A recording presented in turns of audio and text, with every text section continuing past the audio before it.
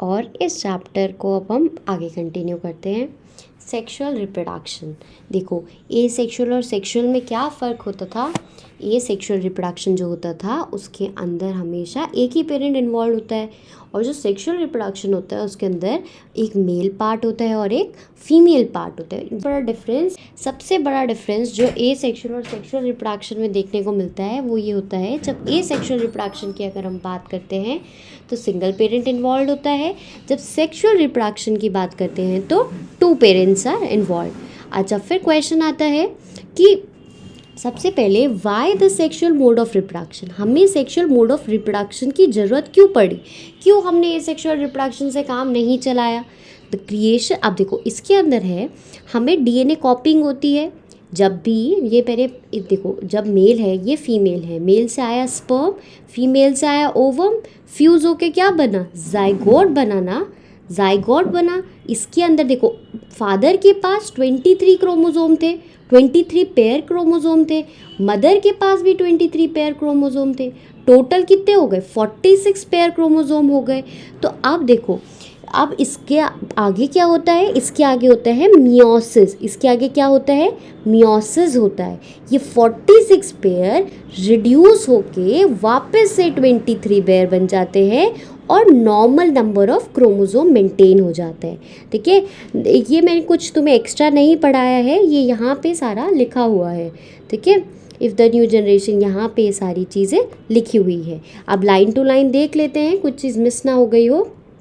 Okay, इसमें बोला है हर इंडिविजुअल को can not be protected by variation, but in population जो वेरिएशन होती है, जो चेंजेस होते हैं, छोटे छोटे चेंजेस, जैसे हमारे तुमने देखा होगा कि पहले लोगों की हाइट कितनी लंबी लंबी होती थी, पहले के किले जो होते थे उसके अंदर सीढ़ियाँ कितनी ऊंची ऊंची लेंथ में बनी होती थी, उनके दरवाजे बड़े होते थे, खैर वो तो बहुत ही बड़े होते थे। द माई पॉइंट इज़ कि पहले लोगों की हाइट लंबी होती थी, पहले लोग थोड़े डिफरेंट थे।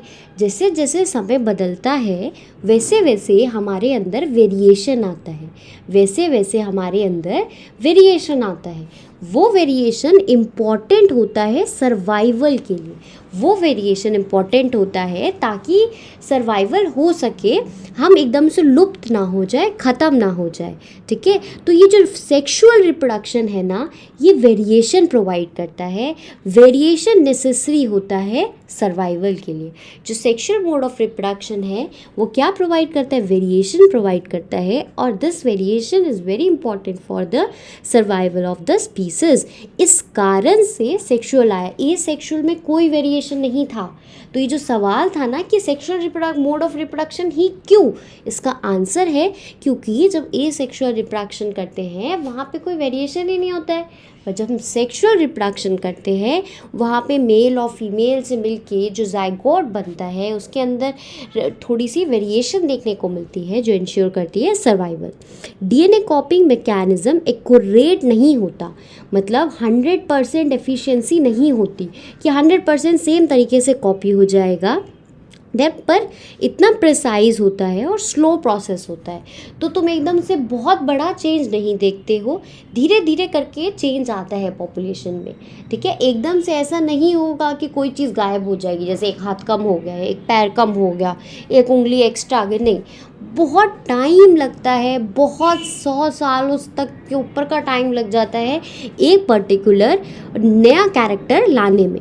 तो डीएनए कॉपी से देखो cellular speed up each new organism is made in a DNA copy that already has variation. तो ये मैंने तुम्हें बता दी, वेरिएशन क्वाइट डिफरेंट होती है, वेरिएशन एक्यूमुलेट होती रहती है, all variation living organism ensure. अच्छा, और सारी वेरिएशन बैड इफेक्ट लेके नहीं आती, कुछ वेरिएशंस बहुत ज़रूरी भी होती है। ठीक है, आज सैटरडे है जब मैं रिकॉर्ड कर रही हूँ, इसलिए बाहर से बहुत ज़्यादा आवाज़ आएगी, बहुत ज़्यादा। कभी कबाड़ी वाले भैया आएंगे, कभी सब्जी वाले तो वैसे भी आते थे, आज कबाड़ी वाले भैया भी आएंगे, देखना। और देखो the sexual mode of reproduction incorporate DNA copy होती है, ये चीज़ मैंने बता दी, बट एक बेडर डिफ़िकल्टी है। ये देखो इसमें था how many can you think of solving the अच्छा ये चीज़ सुनो, ये इस पैराग्राफ में बोला है कि मान लो मेल से 23 पेयर आ रहे हैं और फीमेल मदर से भी 23 पेयर आ रहे हैं, तो जो बेबी प्रोड्यूस हुआ उसके अंदर 46 पेयर हो गए। अब ठीक है, अब ये बेबी भी, कब मान लो ये बेबी बॉय है, ये फादर बन गया, ये फ्यूचर में जाके फादर बन गया, तो इसने भी किसी से शादी की, तो इसने जो इसकी वाइफ थी उस वो भी सेम जनरेशन की है ना, वो भी अपनी एज की लड़की से ही तो शादी करेगा, अपने पीछे या अपनी बच्ची एज की लड़की से थोड़ी शादी करेगा, तो उसके पास भी 46 पेयर होंगे। अब मानो, अब जब इनका बेबी होगा तो जब पहला सेल बनेगा, जो हमारी लाइफ का सबसे पहला सेल होता है, हम उसको जाइगोट कहते हैं। क्या कहते हैं? जाइगोट। तो मैं शाहरुख खान, और सबसे पहले मुझे शाहरुख खान ही दिमाग में आया, ये इन सब की लाइफ शुरुआत हुई किससे? पहले सेल से। उस पहले सेल को क्या कहते हैं? जाइगोट कहते हैं। अब देखो 6 6 12 4 4 8 92 पेयर हो जाएंगे। ऐसे तो क्रोमोसोम नंबर हमेशा बढ़ते जाएंगे। तो इस प्रॉब्लम को सॉल्व करने के लिए क्या किया जाता है? मियोसिस किया जाता है। मियोसिस किया जाता है कि हर जनरेशन में क्रोमोसोम का नंबर डबल ना हो जाए। इस प्रॉब्लम को कैसे सॉल्व करते हैं? मियोसिस। देखो यहाँ पे लिखा है ना, मियोसिस के थ्रू इस प्रॉब्लम को हम सॉल्व करते हैं। आगे देखते हैं, if the zygote is to grow and develop into organism, और अब फिर जाइगोट को डेवलप होना होता है पर्टिकुलर उसके। देखो जाइगोट तो बस एक सेल है, सेल से बनेगा टिश्यू, और टिश्यू से क्या बनेगा? टिश्यू से बनेगा ऑर्गन। तो इसके पास सफिशिएंट एनर्जी होनी चाहिए इस काम को करने के लिए।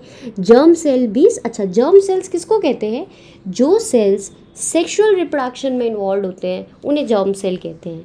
देखो यहाँ पे लिखा है जर्म सेल, ठीक है, देखो जर्म सेल लिखा है ना, तो यहाँ पे स्टार मार्क करके लिख लो कि वो सेल जो सेक्सुअल रिप्रोडक्शन में इन्वॉल्व होते हैं, सेक्सुअल रिप्रोडक्शन में इन्वॉल्व होते हैं, उन्हें जर्म सेल कहा जाता है। क्या कहा जाता है? जर्म सेल कहा जाता है, ठीक है। और फिर उसके बाद कन्वेंशनली इज डिज़ाइन, तो ये काफ़ी germ cell also, germ cell specialized होते हैं। जैसे male germ cell is your sperm, female germ cell is your ovum. Male germ cell is your sperm and female germ cell is your ovum, ठीक है। अब female, अच्छा germ cell को gametes भी कहते हैं conventionally motile cell is the, देखो motile का मतलब है जो मूवमेंट कर सके। तो जो स्पर्म होता है वो स्विम करके आता है। तुमने 3 इडियट्स मूवी देखी होगी, तो बहुत अच्छी मूवी है, अगर नहीं मिस कर रखी है ना तो ज़रूर देख के आना, it's a very nice movie, ठीक है। देखो स्पर्म मोटाइल होता है, माने स्पर्म स्विम करके ओवम के पास जाता है, और जो फीमेल वाला होता है वो स्टेबल रहता है, वो स्विम नहीं करता, वो वहीं जो ओवरी से निकल के यूट्रस की तरफ आता है, ठीक है। ये मैं तुम्हें आगे भी पढ़ाऊंगी। तो ये वाला पैराग्राफ हो गया। इसमें हमने मियोसिस के बारे में पढ़ा बेसिकली। इसमें हमने पढ़ा कि ए सेक्शुअल और सेक्सुअल रिप्रोडक्शन में सेक्सुअल रिप्रोडक्शन बेहतर कैसे है। आंसर क्या था कि सेक्सुअल रिप्रोडक्शन में तो वेरिएशन देखने को मिलता है। अब शुरुआत करते हैं फ्लावरिंग प्लांट्स, जो फूल देते हैं प्लांट्स, उसके अंदर रिप्रोडक्शन, सेक्सुअल रिप्रोडक्शन किस प्रकार से होता है। सबसे पहले लॉन्गिट्यूडनल सेक्शन ऑफ फ्लावर को स्टडी करते हैं। ये नाम याद रखना। देखो कभी बच्चों को पता होता है कि फ्लावर का डायग्राम है बुक में, पर कभी कभी वो ध्यान से ही नहीं देखते कि लॉन्गिट्यूडनल भी शब्द लिखा हुआ है। तो एग्ज़ाम में आ जाता है कि draw longitudinal section of flower, तो उन्हें लगता है कि कुछ और बनाना है जो उन्हें नहीं आता। तो लॉन्गिट्यूडनल सेक्शन ऑफ फ्लावर को, इस चीज़ को just keep it in your mind. आगे देखते हैं द रिप्रोडक्टिव पार्ट्स। अच्छा सबसे पहले एक बार देख लो, सबसे ऊपर वाला जो फीमेल पार्ट होता है, रुको देखो, एक होता है मेल पार्ट, फ्लावर में भी एक मेल होगा एक फीमेल होगा। जो फीमेल होता है उसके अंदर ऊपर होता है स्टिग्मा, पतला सा स्टाइल, फिर नीचे ओवरी। सबसे ऊपर क्या होता है? स्टिग्मा। स्टिग्मा स्टिकी होता है, स्टिकी और स्टिग्मा न सुनने में भी एक जैसा लग रहा है, तो स्टिग्मा स्टिकी होता है, स्टाइल पतला सा स्टाइल होगा, और फिर सबसे नीचे ओवरी होगी। ओवरी के अंदर ओवम होगा, ओवरी के अंदर ओवम होगा। स्टिग्मा स्टिकी क्यों होता है? ताकि पोलन ग्रेन जब स्टिग्मा पे आए तो चिपक जाए, उड़ ना जाए, ठीक है। मेल के बारे में बात करें तो मेल में होता है एंथर, और फिलामेंट। सबसे ऊपर वाला क्या होता है, एंथर, उसके नीचे वाला क्या होता है, फिलामेंट, फिलामेंट होता है। ठीक है, एंथर के अंदर ही तुम्हारे पोलन ग्रेन होते हैं। ठीक है, फीमेल पार्ट को कहते हैं पिस्टल और मेल पार्ट को कहते हैं स्टेमन। मेल पार्ट को कहते हैं स्टेमन। देखो, पिस्टल और स्टेमन, stigma, style, ovary, sepals, petals, anther और फिलामेंट। ठीक है, अब लाइन टू लाइन जल्दी से देख लेते हैं कि सेक्सुअल रिप्रोडक्शन में क्या क्या पार्ट्स चीज़ें कवर करी है। देखो, सबसे पहले पेटल्स जो होते हैं वो कलरफुल होते हैं। रोज़ के डिफरेंट डिफरेंट कलर्स के पेटल्स होते हैं ना, जैसे रेड कलर हो गया, सनफ्लावर तो देखो येलो कलर के पेटल्स हो गए। और जो सेपल्स होते हैं ना, इनको सेपल्स कहते हैं। पेस्टल और स्टेमल्स जो होता है वो रिप्रोडक्टिव पार्ट होते हैं फ्लावर की, ये मैंने बता दिया, ये पिस्टल है और ये स्टेमन है। फ्लावर यूनिसेक्सुअल हो सकता है, जैसे पपाया। यूनिसेक्सुअल का मतलब क्या है, या तो इसके अंदर स्टेमन होगा या तो इसके अंदर पिस्टल होगी, या बाईसेक्सुअल हो सकता है। बाईसेक्सुअल मतलब एक ही फूल के अंदर तुम्हारा स्टेमन भी है और पिस्टल भी है। बाईसेक्सुअल का मतलब एक ही फ्लावर के अंदर स्टेमन भी है और पिस्टल भी है। एक चीज़ को और ध्यान रखना, इसके एग्जाम्पल्स तुम्हारे यूनिसेक्सुअल का क्या था, पपाया, पपाया और वाटरमेलन, और वाटरमेलन। देखो दोनों ही बड़े बड़े से होते हैं, दोनों ही गोल मटोल होते हैं, तो ये सेम तरीके के, इसलिए याद रहेगा। I am really very sorry for this background noise, ये मेरे कंट्रोल में नहीं है यार। देखो आगे देखते हैं, और इसका हिबिस्कस होता है, मस्टर्ड होता है। हिबिस्कस तो जानते हो, इसे गुड़हल का पौधा भी कहते हैं, चाइना रोज़ भी कहते हैं। काफ़ी ज़्यादा प्रिटी होता है, रेड कलर में। मेरे घर में तो रेड कलर का है। पता है उसमें 1 साल तक कोई फ्लावर नहीं आया, मुझे लगा है कभी फ्लावर ही नहीं देगा, पर स्टिल मैं उम्मीद में उसको पानी वानी डालती थी, मतलब खाद वाद डालती थी। इस साल उसमें इतने सारे फ्लावर्स आए हैं, इतने सारे flowers, I am so happy. खैर, you must have seen yellowish powder. इसने बोला है कभी हम फ्लावर को टच करते हैं उसके ऊपर वाले पार्ट में, तो कभी कभी हमारे हाथ में येलो येलो लग जाता है। वो येलो पाउडर होता क्या है, जो स्टेमन से हमें लगता है, बेसिकली वो क्या होता है, एंथर होता है। क्या होते हैं, एंथर के अंदर वाले पोलन ग्रेन होते हैं। क्या होते हैं, एंथर के अंदर वाले पोलन ग्रेन होते हैं। चलो, फिर उसके बाद आता है पिस्टल, सेंटर में प्रेजेंट होता है। पिस्टल के अंदर 3 पार्ट होते हैं, स्टिग्मा होता है, स्टाइल होता है और ओवरी होता है। जो नीचे वाला स्वलन पार्ट होता है, अब देखो पिस्टल के बारे में, स्वलन पार्ट होता है उसे ओवरी कहते हैं। स्टिग्मा देखो यहाँ पे लिखा है, टर्मिनल पार्ट जो सबसे ऊपर वाला पार्ट है वो स्टिकी होता है। ओवरी के अंदर ओव्यूल्स होते हैं, each ovule has an egg. देखिए, the male germ cell produce, और जो मेल जर्म सेल है वो क्या प्रोड्यूस करेगा, पोलन प्रोड्यूस करेगा।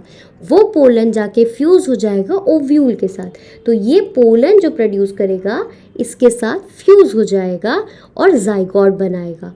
तो पोलन ट्रांसफ़र होना चाहिए stamen to stigma. Stamen to stigma समझ रहे हो ना, जैसे मान लो ये यहाँ पे तुम्हारा ये स्टेमन है, स्टेमन के ऊपर एंथर होता है और नीचे फिलामेंट होता है, तो यहाँ से पोलन इस पर ट्रांसफ़र हो जाता है और फिर उसके बाद क्या बनाता है, पोलन ट्यूब। अच्छा, पॉलिनेशन 2 प्रकार का होगा। एक होता है सेल्फ पॉलिनेशन, जो आपस में पॉलिनेशन हो जाता है, मतलब इन केसेस में प्लांट के अंदर एक ही फ्लावर के अंदर मेल और फीमेल प्रेजेंट होंगे। और फिर उसके बाद कभी कभी पॉलिनेशन, क्रॉस पॉलिनेशन होता है, जिसमें 2 फ्लावर्स इन्वॉल्व होते हैं। ठीक है, एक बार पोलन ग्रेन स्टिग्मा में लैंड हो गया ना, तो फिर वो क्या कर चाहेगा, वो चाहेगा कि ये फीमेल जर्म सेल यहाँ पे पहुँचे। तो देखो क्या बनाता है, पोलन ट्यूब बनाता है। क्या बनाता है, पोलन ट्यूब बनाता है। फर्टिलाइजेशन के बाद जाइगोट डेवलप होता है to form an embryo within the ovule. तो ओव्यूल के अंदर ही सब कुछ हो रहा है। जाइगोट से क्या बना, जाइगोट से बना तुम्हारा एम्ब्रियो। इंसान में भी यही नाम है दोनों में। तो ओवरी, और ओवरी डेवलप होती है और फ्रूट बन जाती है। ओवरी, ओवरी, अच्छा फिर उसके बाद ओवरी डेवलप होती है और क्या बन जाती है, फ्रूट बन जाती है। ठीक है, तो फ्लावर से ही फ्रूट बनता है, तुमने बचपन में पढ़ा था, थोड़ा सा इन डेप्थ और पढ़ लिया। सीड कोट आ जाता है, धीरे धीरे ओव्यूल सीड में बन जाएगा, ओवरी फ्रूट में बन जाएगी और ओव्यूल सीड में बन जाएगा, और ओव्यूल सीड में बन जाएगा। देखो कंफ्यूज मत हो जाना, दोनों ही ओ से है, पर एक ओवरी है और एक ओव्यूल है, एक ओवरी है और एक ओव्यूल है, दोनों ही चीज़ें डिफरेंट है। चलिए आगे पढ़ते हैं, जस्ट अ मिनट। हाँ जी, आगे बढ़ते हैं। फिर उसके बाद हम देखते हैं ये चीज़, इस चीज़ प्रोसेस। अब जर्मिनेशन क्या होता है, जब प्रॉपर कंडीशन आती है ना, तो इस सीड को टूट जाता है और अंदर से बेबी प्लांट बाहर निकलता है। इस प्रोसेस को जर्मिनेशन कहते हैं। तुमने देखा होगा राजमा वैसे कितना हार्ड होता है, पर रात में भिगो देते हैं, सुबह उसे सीटी लगाते बनाते हैं तो राजमा कितना सॉफ्ट हो जाता है, चना कितना सॉफ्ट हो जाता है। तो देखो, अगर उस सीड को मैं खोल के देखना या राजमा की सीड को खोल के देखना, तो मैं 3 चीज़ें देखने को मिलेगी। एक होगा ऊपर वाला फ्यूचर शूट, फ्यूचर शूट को प्यूमिल कहा जाता है। नीचे वाला रेडिकल, जिसे फ्यूचर रूट कहा जाता है। और लेफ्ट और राइट में गोल मटोल से जो है, ये है कॉटिलिडन। कॉटिलिडन फूड को स्टोर करके रखते हैं। कॉटिलिडन क्या करते हैं, फूड को स्टोर करके रखते हैं। तो जर्मिनेशन का डायग्राम इज इम्पॉर्टेंट। 2 कॉटिलिडन बनाए, एक ऊपर वाला प्यूमिल है, नीचे, एक मिनट ये क्या बन गया, ऊपर वाला प्यूमिल है, नीचे वाला रेडिकल है। ठीक है, एक हॉरिजॉन्टल एक्सिस भी होती है, वो यहाँ पे गिवन नहीं है। चलो, इसी के साथ हमारा reproduction in sexual reproduction flowering plant खत्म होता है। अब हम ह्यूमन रिप्रोडक्शन की बात करते हैं। It is quite easy. ठीक है, इसमें थोड़े डायग्राम है जो तुम्हें ध्यान रखने हैं। रिप्रोडक्शन इन ह्यूमन बीइंग के बारे में बात करें तो सबसे पूछा है, सबसे पहले बोला है all of us our body changes. जैसे जैसे हम बड़े होते हैं हमारी बॉडी में चेंजेस आने लग जाते हैं। हम देखते हैं कि जब हम छोटे होते हैं हमारे पास दूध के दांत होते हैं, जिसे मिल्क टीथ कहा जाता है, पर फिर उसके बाद ये सारे दांत टूट के परमानेंट टीथ आ जाते हैं। और ये सारे चेंजेस क्या होते हैं, जनरली ये ग्रोथ का प्रोसेस होता है। पर इसके अलावा भी कुछ चेंजेस आते हैं जब हमारी बॉडी प्यूबर्टी में होती है, जब हम टीनेज एज में होते हैं। ठीक है, तुम्हारी एज की बात चल रही है। तो टीनेज में हमारी बॉडी के अपीयरेंस में चेंज आने लग जाते हैं। ठीक है, हम लोग जैसे दिखते हैं उसमें चेंज आने लग जाते हैं। जैसे तुमने देखा होगा लड़कों के कंधे चौड़े हो जाते हैं। ठीक है, और ब्रेस्ट, फीमेल्स में ब्रेस्ट डेवलपमेंट देखने को मिलता है, प्यूबिक हेयर देखने को मिलता है, स्किन काफ़ी ऑयली हो जाती है। आज से पहले कभी सोचते ही नहीं थे कि पिंपल हो रहे हैं यार, पिंपल नहीं हो रहे, पर एकदम से इतने सारे पिंपल्स आने लग जाते हैं। ठीक है, और फिर थिक हेयर, पूरी बॉडी में हेयर ग्रोथ तो थी, अब प्यूबिक एरिया में भी जो प्राइवेट पार्ट्स होते हैं वहाँ पे भी हेयर की ग्रोथ देखने को मिल जाती है। और जो थाई वाला रीजन होता है, जेनाइटल एरिया जो होता है, वो डार्क होने लग जाता है। आर्म पिट्स में भी बाल आ जाते हैं।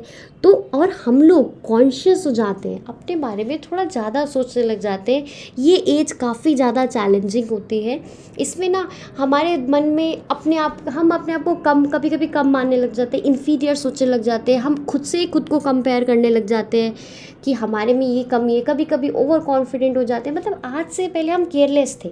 जो बचपना था ना वो केयरलेस होता है, कुछ भी पहन के बाहर चले जाते थे। मतलब हम इतने कॉन्शियस नहीं थे हमें कौन देख रहा है। पर एकदम से टीनेज हिट हुआ, लड़की लड़का अट्रैक्शन स्टार्ट हो जाता है ऑपोजिट जेंडर के थ्रू। ठीक है, ऑपोजिट जेंडर या फिर सेम जेंडर के मतलब जैसे आपका सेक्सुअलिटी है वैसा अट्रैक्शन स्टार्ट हो जाता है। ये सब तो पहले नहीं हो रहा था। तो the time we hit puberty, जैसे ही हमारी बॉडी प्यूबर्टी हिट करती है, बहुत सारे हॉर्मोन्स का रोल शुरू हो जाता है, बहुत सारे हॉर्मोन्स का रोल स्टार्ट हो जाता है। ये हॉर्मोन्स हमें अलग सा बना देते हैं। हम ट्रांजिशन कर रहे होते हैं। हम पहले एक बच्चे थे, अब हम एडल्ट बनने वाले हैं थोड़े सालों बाद, तो हमारी बॉडी चेंज ला रही होती है। ठीक है, इसमें हमें हम थोड़े डिप्रेस भी ज़्यादा रहते हैं, कभी कभी केयर फ्री कुछ ज़्यादा ही हो जाते हैं। तो अब इस एज से थोड़ा तो अच्छा यहाँ पे देखो और देख लो और क्या क्या चेंजेस होते हैं। ब्रेस्ट साइज इंक्रीज होने लग जाता है, निप्पल का कलर डार्क हो जाता है फीमेल्स में, पीरियड स्टार्ट हो जाते हैं, मेंस्ट्रुएट करने लग जाती है फीमेल्स। मेंस्ट्रुएशन पीरियड्स क्या होते हैं, इसमें 3 से 4-5 दिन तक ब्लीडिंग होती है और हार्मोनल चेंजेस भी बहुत ज़्यादा होते हैं। ठीक है, और दर्द भी होता है इन सम केसेस, और किसी किसी को नहीं होता, हर किसी को दर्द नहीं होता, किसी किसी को होता है, किसी किसी को नहीं होता है। बॉयज़ बिगिन टू हैव, अच्छा बॉयज़ के बारे में बात करें, उनकी आवाज़ देखो ना फट जाती है, अजीब सी हो जाती है लड़कों की आवाज़ इस एज में, और उनकी बॉडी तो ना बड़ी एसिमेट्रिकल हो जाती है, पैर एकदम लंबे हो गए, हाथ एकदम लंबे हो गए, बीच की बॉडी थोड़ी छोटी रहेगी। ऐसा नहीं है वो पूरी लाइफ ऐसी रह जाएंगे, वो धीरे धीरे करके बिल्कुल ग्रो हो जाते हैं, नॉर्मल हो जाते हैं, ठीक है। और ये चेंजेस जो हो रहे होते हैं ना काफ़ी ज़्यादा स्लो होते हैं, और ऐसा नहीं है सब बच्चों में सब तरह से होंगे। जैसे मैंने कितने बच्चे ऐसे देखे हैं जो छोटे रहते, बहुत एकदम ही छोटी हाइट है, और ग्रो करे तो एकदम से इतनी लंबी हाइट खींच गए, ठीक है। फीमेल्स में जनरली ये जल्दी आ जाता है, जो मेच्योरिटी होती है मेल्स में थोड़ा धीरे से आती है। और देखो, so each change does not become complete either, example is thick hair फिर अपेयर, अच्छा, और लड़कों की थोड़ी थोड़ी दाढ़ी आने लग जाती है। और फिर इन चेंजेस को जिससे हम आइडेंटिफाई करते हैं कि वो लड़का है या लड़की, उसे कहते हैं सेकेंडरी सेक्सुअल कैरेक्टर। उसे क्या कहते हैं? सेकेंडरी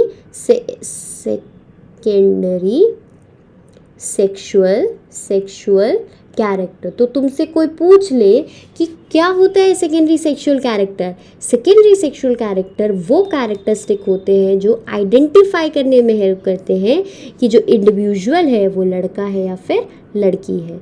चलो आगे देखते हैं। फिर उसके बाद आता है सेक्सुअल मोड ऑफ रिप्रोडक्शन में जर्म सेल, 2 जर्म सेल का यूज़ किया जाता है। मेल में क्या होगा? मेल में तुम्हारा स्पर्म होगा और फीमेल में तुम्हारा एग होगा। एनिमल्स आर ये पार्टिसिपेट, मेटिंग किया जाता है, ठीक है। और फिर सेक्सुअल मैच्योरेशन टेक्स प्लेस, और मेनी चेंजेस, प्यूबर्टी के अंदर बहुत सारे चेंजेस होते हैं। और इन मैमल्स पे अच्छा सेक्सुअल ऑर्गन्स होते हैं वो मेच्योर हो जाते हैं। The baby is carried, baby जो होता है माँ की बॉडी में 9 महीने तक रहता है, और रिप्रोडक्शन के बाद बेबी का बाहर आ जाने के बाद वो मदर की मिल्क पे ही 6 महीना फीड करता है। अब हम शुरुआत करते हैं मेल रिप्रोडक्टिव सिस्टम की। मेल रिप्रोडक्टिव सिस्टम को देखो, सबसे पहले चीज़ इसके अंदर आती है ब्लैडर। देखो ब्लैडर, यूरिनरी ब्लैडर है, यहाँ पे यूरिन स्टोर होता है। ग्लैंड्स, अच्छा ग्लैंड्स क्या होते हैं? वो टिश्यू जो सेक्रीशन स्टार्ट कर देते हैं उनको ग्लैंड कहते हैं। वो टिश्यू जो सेक्रीशन स्टार्ट कर देते हैं उनको क्या कहते हैं? उनको ग्लैंड्स कहते हैं। उनको क्या कहते हैं? ग्लैंड्स कहते हैं। ये तुम्हारा है देखो। और फिर उसके बाद ये यूरेथ्रा है। यूरेथ्रा ये पैसेज है यूरिन का, कॉमन पैसेज होता है यूरिन और स्पर्म का। टेस्टीज है, स्क्रॉटम है, स्क्रॉटम उस पाउच को कहते हैं जिसके अंदर टेस्टीज होती है। और यूरेटर है, और फिर वास्ट डिफरेंस है। देखो मेल रिप्रोडक्टिव सिस्टम के बारे में अगर हम बात करें तो इसके अंदर germ cells portion that deliver, अच्छा ये वो पोर्शन है जो डिलीवर करेगा स्पर्म को। स्पर्म का प्रोडक्शन होता है टेस्टीज में। टेस्टीज एक पाउच में लोकेटेड है, उस पाउच को कहते हैं स्क्रॉटम। उस पाउच को क्या कहते हैं? स्क्रॉटम। स्क्रॉटम क्यों पाउच बाहर क्यों है, ये अंदर ही क्यों नहीं है? इसका आंसर है क्योंकि स्पर्म को प्रोड्यूस होने में 2 डिग्री कम टेम्परेचर चाहिए होता है। क्योंकि स्पर्म के प्रोडक्शन में 2 डिग्री कम टेम्परेचर चाहिए होता है, इस कारण से ये पाउच बाहर है। फिर यहाँ पे हॉर्मोन्स का सिक्रीशन भी शुरू होता है। वो हार्मोन है टेस्टोस्टेरोन। वो हार्मोन क्या है? टेस्टोस्टेरोन। फिर उसके बाद आता है टेस्टोस्टेरोन ही प्यूबर्टी में चेंजेस लेके आते हैं। टेस्टोस्टेरोन ही प्यूबर्टी में चेंजेस लेके आते हैं। स्पर्म जो फॉर्म होता है उसे वास्ट डिफरेंस के, ये जो पाइप है इस वास्ट डिफरेंस के थ्रू डिलीवर किया जाता है यूरिनरी ब्लैडर, अच्छा ट्यूब, वास्ट डिफरेंस जो कि यूनाइट हो रही है, मिल रही है उस ट्यूब से जो कि यूरिनरी ब्लैडर से आ रही है। पाथ जो पाथ वास्ट डिफरेंस और प्रोस्टेट ग्लैंड और सेमिनल वेसिकल्स, अच्छा देखो प्रोस्टेट ग्लैंड, अरे इसको थोड़ा साफ करते रखो, हाँ जी, प्रोस्टेट ग्लैंड, सेमिनल वेसिकल, ये देखो यहाँ पे प्रोस्टेट ग्लैंड हो गया, सेमिनल वेसिकल हो गया, देख लो ना ये वाला ये सब अपना सिक्रीशन देते। ग्लैंड है ना तो कुछ लिक्विड सिक्रीशन देंगे, ठीक है, जिस कारण से क्या होगा, जो न्यूट्रिशन प्रोवाइड करेंगे स्पर्म को, न्यूट्रिशन प्रोवाइड करेंगे स्पर्म को। स्पर्म टाइनी बॉडीज़ होती है जिनके अंदर जेनेटिक मटेरियल होता है और एक लंबी सी टेल होती है। 8th क्लास में ये डायग्राम भी था। मेरी ड्राइंग बहुत ज़्यादा ख़राब है, ये तो रॉकेट बन गया है स्पर्म की जगह। रुको, अच्छा देखो, फिर स्पर्म्स टाइनी बॉडीज़ होती है, इनके पास लंबी सी टेल होती है और ये फीमेल जर्म सेल की तरफ मूव करती है। अब हम बात करते हैं फीमेल रिप्रोडक्टिव सिस्टम के बारे में। फीमेल रिप्रोडक्टिव सिस्टम में 2 ओवरीज है, तो इसलिए बोलते हैं एक पेयर ऑफ ओवरीज, 2 पाइप्स है जिसे ओविडक्ट कहा जाता है, यूट्रस है, देखो ये और ये यूट्रस है, ये वाला एरिया सर्विक्स है और ये जो बीच वाला एरिया है that is vaginal. Cervical cancer female में बहुत ज़्यादा रेलिवेंट हो गया है, ठीक है। और as far as I remember ये एक कारण बन गया है फीमेल डेथ का, इंडिया में प्रमुख कारण बन गया है। तो अब इसकी वैक्सीन भी है, तो इसका थोड़ा ध्यान रखना चाहिए, जो भी फीमेल्स है घर में उनको इसका वैक्सीनेशन करा लेना चाहिए। फीमेल रिप्रोडक्टिव सिस्टम के बारे में बात करें तो फीमेल जर्म सेल या फिर एग्स जो होते हैं और उनको कहाँ बनाया जाता है, ओवरी में। फीमेल जर्म सेल जिनको क्या कहा जाता है, एग, उन्हें कहाँ बनाया जाता है, ओवरी में, ठीक है। ये रिस्पॉन्सिबल होते हैं हॉर्मोन्स की प्रोडक्शन के लिए। ये रिस्पॉन्सिबल क्यों होते हैं, हॉर्मोन्स के प्रोडक्शन में। मान लो जब एक लड़की पैदा होती है तो ओवरीज के अंदर बहुत सारे इमेच्योर एग होते हैं। देखो एक डिफरेंस याद रखना, लड़कों के टाइम में स्पर्म प्रोडक्शन प्यूबर्टी से ही स्टार्ट होता है, लड़कों के टाइम में स्पर्म प्रोडक्शन प्यूबर्टी से ही स्टार्ट होता है, पर लड़कियों के केस में एग्स तो ऑलरेडी बने होते हैं, खाली वो इमेच्योर स्टेट में होते हैं, ठीक है। एक बार एग प्रोड्यूस होगा, हर मंथ ओवरी एक एग को मेच्योर करके आगे बढ़ाती है, हर मंथ ओवरी एक एग को मेच्योर करके आगे बढ़ाती है, ठीक है। वो जाता है वूम में थ्रू फैलोपियन ट्यूब। देखो ये वाला जो एरिया है, ये वाला, इसे वॉर्म कहा जाता है, ठीक है। इसे क्या कहा जाता है, वॉर्म कहा जाता है। तो जो एग प्रोड्यूस होता है वो इस फैलोपियन ट्यूब से होते हुए यहाँ को जाता है, ये तुम्हारी फैलोपियन ट्यूब है, ठीक है। फिर क्या जाता है, दे travel upward and reach the oviduct. ये कहाँ पहुँचता है, ओविडक्ट से। अच्छा, स्पर्म के बारे में बात करी है। अब uterus open into vagina through cervix. ये जो यूट्रस है ये वजाइना में खुलता है और इस छोटे से एरिया को सर्विक्स कहा जाता है। स्पर्म का पैसेज यहाँ से है, स्पर्म यहाँ से आएगा और अगर इस रास्ते में यहाँ से ओवम आ रहा है, एक मिनट इसको क्लियर करती हूँ, देखो ध्यान से सुनो, यहाँ से इस रास्ते से छोटी सी ओवरी आ रही है, ओवम आ रहा है, ओवरी बड़ा वाला पार्ट होता है, ओवरी बड़ा वाला पार्ट होता है, ओवरी से ही क्या निकलता है, ओवम निकलता है। क्या निकलता है, ओवम। ओवम माने एग, ठीक है। तो यहाँ से एग आ रहा है, इस एरिया से स्पर्म आएगा, अगर यहाँ पे इनकी फर्टिलाइजेशन हो गई तो जाइगोट बनेगा, बेबी बनेगा, अगर नहीं हुई तो वो फेल हो जाएगा। देखो जाइगोट, फर्टिलाइज्ड एग को जाइगोट, एक मिनट, फर्टिलाइज एग को जाइगोट कहा जाता है, जो कि फाइनली एम्ब्रियो बनाता है। एम्ब्रियो यूट्रस की इनर लाइनिंग में जाके इम्बेड हो जाता है, एम्ब्रियो यूट्रस की इनर लाइनिंग में जाके इम्बेड हो जाता है और फिर बनता है फीटस। फिर क्या बनता है, फीटस। तो कहानी क्या थी, एक मिनट, जाइगोट पहला सेल जाइगोट बना, फिर एम्ब्रियो बना, एम्ब्रियो बना, और एम्ब्रियो से FOETUS फीटस बना। फीटस उस स्टेज को कहा जाता है जहाँ पे सारे ऑर्गन्स विजिबल होने लग जाते हैं।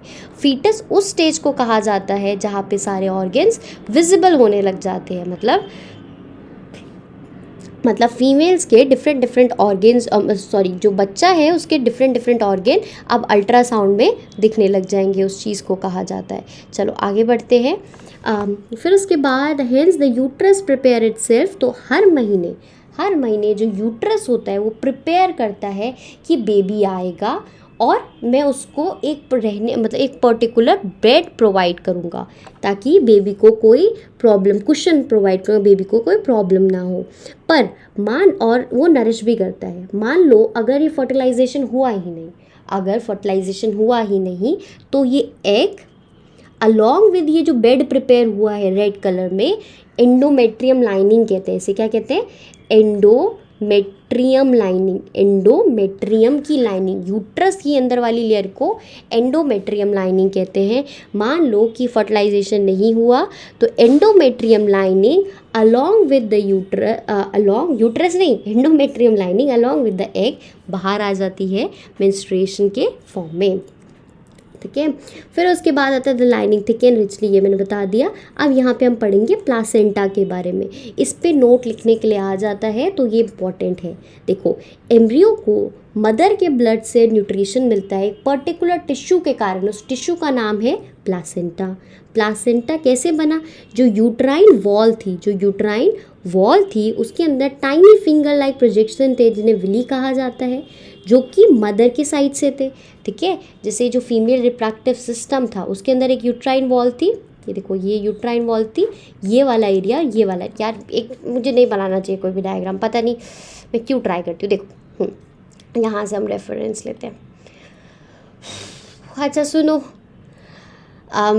इस चैनल को सब्सक्राइब कर देना, इस वीडियो को लाइक कर देना, फर्दर मुझे कमेंट करके बताना कैसा लगा। स्टार्टिंग में मैं शायद नहीं बोली इसलिए बीच में बोल रही हूँ। और चलो आगे पढ़ते हैं, और कुछ होगा तो मैं बता दूँगी आगे। देखो इसके अंदर देखो ये वाली वॉल जो है ना, यहाँ पे छोटे फिंगर लाइक प्रोजेक्शन बनते हैं, और जो बेबी बना है यहाँ पे आके इम्बेड हो जाता है, और जो ये जो कवरिंग है उसे प्लासेंटा कहा जाता है। प्लासेंटा डिस्क है, देयर इज अ डिस्क जो इम्बेडेड होती है यूट्राइन वॉल में, इसके अंदर छोटे छोटे विलाई होते हैं, ठीक है। ये प्रोवाइड करते हैं ग्लूकोज और ऑक्सीजन का सरफेस एरिया पास होने के लिए, मतलब माँ की बॉडी से glucose is a form of energy, ठीक है, मतलब ग्लूकोज स्टोर्ड एनर्जी होती है, तो ग्लूकोज बेबी तक आता है, ऑक्सीजन बच्चे को सांस भी चाहिए, मतलब बच्चा सांस लेगा ना तो ऑक्सीजन भी माँ की बॉडी से पास होता है। द डेवलपिंग एम्ब्रियो, जो बच्चा है वेस्ट भी तो जनरेट करेगा, वो भी मदर के ब्लड में ट्रांसफ़र हो जाता है पतले से प्लासेंटा के थ्रू, ठीक है। और फिर उसके बाद टेक्स प्लेस, और ये 9 मंथ तक बेबी का डेवलपमेंट होता है।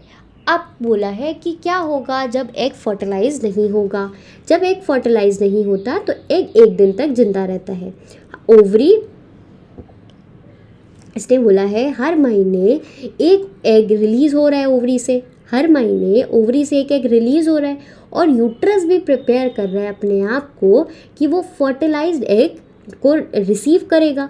यूट्रस तो हर महीने तैयारी कर रहा है ना कि बेबी होगा मैं उसको बेड दूंगा और प्लासेंटा की डेवलपमेंट वगैरह होगी, पर जब फर्टिलाइजेशन नहीं होता है तो क्या होगा कि ये बेड की तो ज़रूरत नहीं है, तो ये जो लाइनिंग बनती है खून की, वेसल्स की, ये टूट जाती है और वेजाइनल एरिया के थ्रू बाहर निकलती है पीरियड्स के फॉर्म में, ठीक है। पहले पीरियड को मेनार्क कहते हैं, जब पीरियड रुक जाते हैं तो मेनोपॉज कहते हैं, ठीक है। और it usually last for about 2 to 8 days, 2 से 8 दिन तक के बीच में होते हैं।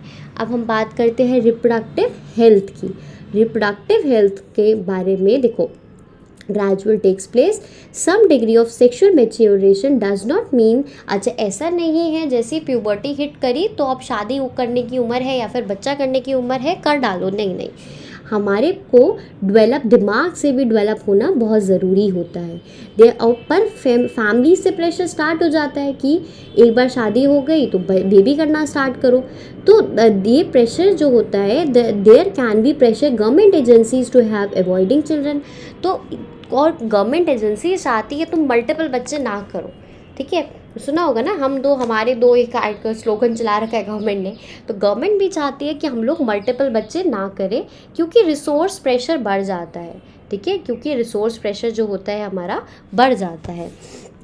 तो we must also consider the possible health consequences of having sex. अब सेक्स के भी कॉन्सिक्वेंसेज होते हैं। देखो, अगर अनप्रोटेक्टेड सेक्स है और फर्दर मल्टीपल सेक्सुअल पार्टनर है तो कुछ डिजीजेस होने के चांसेस बढ़ जाते हैं। बैक्टीरियल इन्फेक्शन इसमें से कौन कौन सा है? गोनोरिया और सिफिलिस। और वायरल इन्फेक्शन कौन सा है? वॉट्स और HIV/AIDS। देखो, क्वेश्चन ये नहीं पूछेगा कि इतना सिंपल पूछने के चांसेस बहुत कम है कि what are the sexually transmitted diseases, name them, नहीं नहीं नहीं, वो पूछेगा कि बैक्टीरिया से कौन से डिजीज़ होते हैं, तो ये वाले बैक्टीरिया वाले थे। पूछेगा वायरस से कौन से डिजीज़ होते हैं, तो वॉट्स और HIV/AIDS था। सेक्सुअल एक्ट जो होता है और सेक्सुअल एक्ट के पास पोटेंशियल है कि प्रेगनेंसी को लीड करे, और प्रेगनेंसी बहुत ज़्यादा डिमांडिंग होती है फीमेल्स के लिए, और जब मान लो फीमेल रेडी नहीं है अगर तब वो प्रेग्नेंट हो गई तो बहुत दिक्कत आ जाती है, मतलब एक प्रेशर सा क्रिएट हो जाता है, अनवांटेड प्रेशर। तो इसलिए अच्छा ये रहता है कि कॉन्ट्रासेप्टिव मेथड्स का यूज़ करा जाए। ठीक है, कॉन्ट्रासेप्टिव मेथड का काम होता है वो स्पर्म सेक्सुअल एक्ट के दौरान स्पर्म को एग तक पहुंचने नहीं देते। इसमें से कॉन्डम जो होता है जो पीनस पे लगा दिया जाता है वो कवर कर लेता है पूरा एरिया और वजाइनल तक तो von in the vaginal can pass. अच्छा, उसका क्या काम क्या होगा, स्पर्म जो प्रोड्यूस हुआ है वो एग तक ना पहुंच पाए। और फिर उसके बाद आता है ड्रग्स कॉमनली नीड। अच्छा, और दवाइयाँ भी ले सकती है फीमेल्स जिसे ओरली पिल्स कहा जाता है, जो बॉडी में हार्मोनल चेंज ले आती है। इसके साइड इफ़ेक्ट्स भी होते हैं। और क्या कॉन्ट्रासेप्टिव मेथड्स हैं, कॉपर टी, एक कॉपर की बनी हुई टी जो होती है वेजाइना में वेजाइनल एरिया से सर्विकल एरिया में प्लेस कर दी जाती है। इससे क्या होता है, कॉपर रिलीज़ होता है। इससे क्या होता है, कॉपर रिलीज़ होता है। कॉपर क्या करता है, स्पर्म की स्पीड को स्लो कर देता है, स्पर्म की स्पीड को स्लो कर देता है। और फिर उसके बाद एक और मेथड होता है जिसे क्या कहते हैं सर्जिकल मेथड। सर्जिकल मेथड से भी ब्लॉक क्रिएट हो सकते हैं। मेल के केस में वास्ट डिफरेंस को बांध देते हैं, फीमेल के केस में हाँ जी बांध देते हैं, सच में सर्जरी करते हैं बांध देते हैं, फिर वो बेबी करने लायक नहीं बचते। और फीमेल के केस में जो फैलोपियन ट्यूब है वहाँ बांध देते हैं, काट के बांध देते हैं। सर्जरी अनवांटेड प्रेगनेंसी को रिमूव कर सकती है। ठीक है, और फिर उसके बाद आता है कि because of the reckless female foeticides बहुत ज़्यादा हो रहा था इंडिया में।